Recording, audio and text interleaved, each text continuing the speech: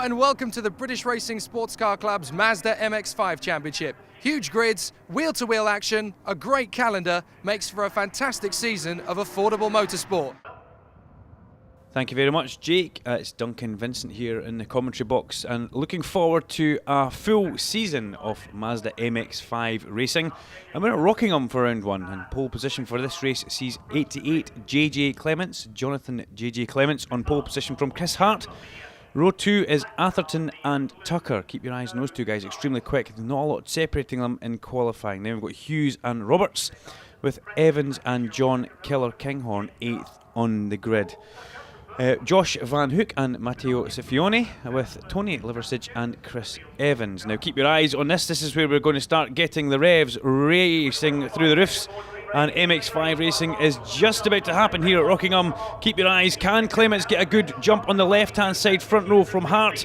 Who's going to lead as they come in towards the ovals? Turn one, and away they go. It's a good start from the second row, actually. A complete nightmare of a start from the front row there. They both bogged down, and Clements has dropped back into the pack, and it looks like it's Tucker who is leading from the head here. Paul Tucker in the red and white striped car leads through turn one at Rockingham down towards the Dean hairpin for the first time of asking, and that was just a bit of a nightmare start there as everybody jockeys for position there. We can see that's Hart in the blue sided car with the blue nose in third position, just behind Atherton just now in the number 6 car. So a disastrous start. Let's pick up on that for JJ Clements. It just looked like he purely bogged down. There's the blue car going around the outside of the number 142 car, which is Tony Liversidge, so he's dropped way down the field. Now can he make the comeback? Can JJ Clements come back from this one? It's going to be a tall order because the MX-5 races, yeah, they're about 20 minutes long, but they are absolutely frantic races. You do not get much of a time, unless you're Tom Roach, to relax in these championship races, but the cars for the first lap are just making their way round this tricky Rockingham circuit. You can see in the background the big super speedway oval made very famous here with the IndyCar races we've had, but Hart goes up the inside. It's a good move by Chris Hart there, and he gets past, and he'll be quite happy with that. Runs just a little bit wide over the exit curve, but that's good. A good clean bit of driving there. He'll be happy with that. And Atherton's under all sorts of pressure now as he's got all these cars behind him, and it looks like a couple of them trying to go up the inside, including number 38, that's Killer Kinghorn there. Don't quite know how John gets that name. Maybe it's something to do with the gearbox or the engine of the car, or maybe how he treats the stewards in race control.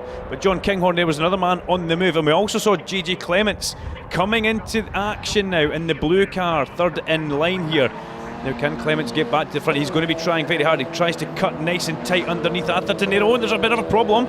And Atherton goes in the high side, Clements goes underneath, and Clements has done a really good move there. He's made up 2 or 3 positions in 2 corners now. As you can see, the leader's stretching away at the front, but Atherton hangs it out on the high side through turn number 1 as Clements hits the apron, goes below that white line, gets flat onto the apron, and these little 1600cc Mazdas are absolutely flat as Kinghorn looks to go up the inside, but Clements goes back onto the outside. Now has Kinghorn come up the inside? There's a huge slide by JJ Clements, showing us absolute flamboyant driving style and great car control there in the blue number 88 car.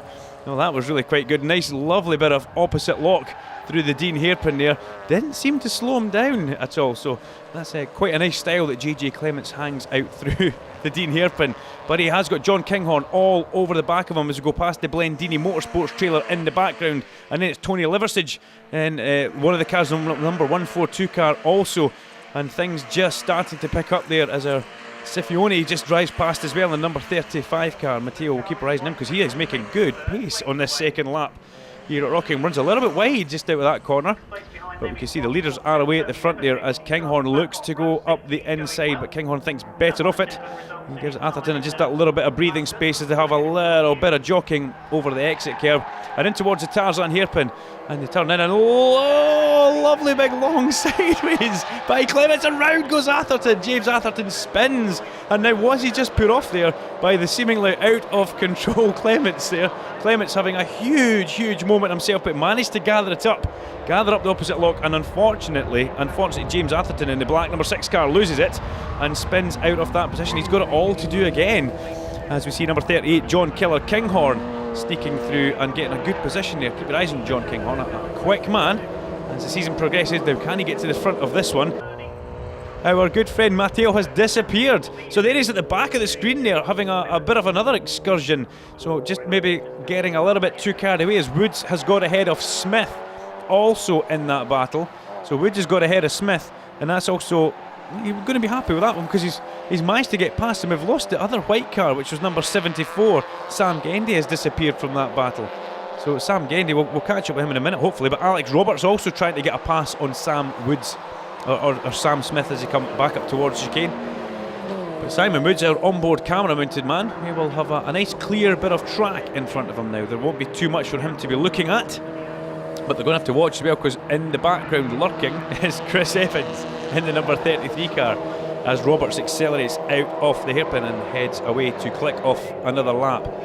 It's a shame we missed out what happened to Matteo, but I'm pretty sure it would have been something spectacular. That lime green car, we can see him coming into view now.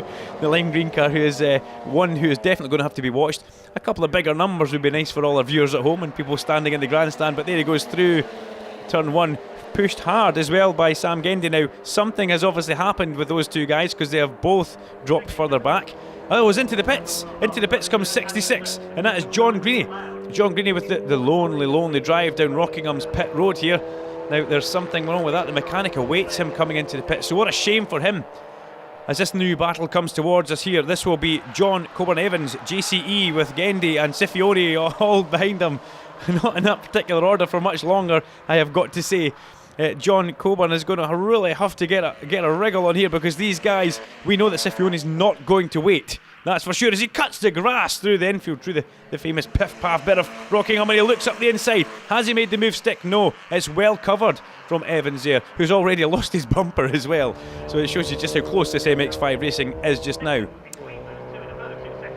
Back through Gracelands towards the Tarzan hairpin, meanwhile, we see that Roberts has got past Sam Smith as well. So Sam Smith just dropping back a little bit in the number 31 car.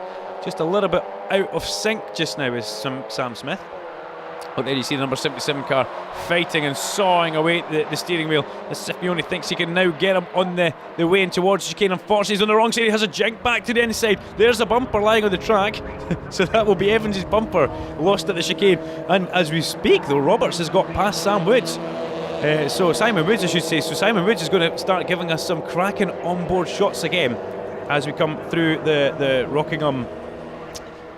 Oh, the last lap board out as well. More importantly, the last lap board was out there as we come through turn one, and just listen to those cars.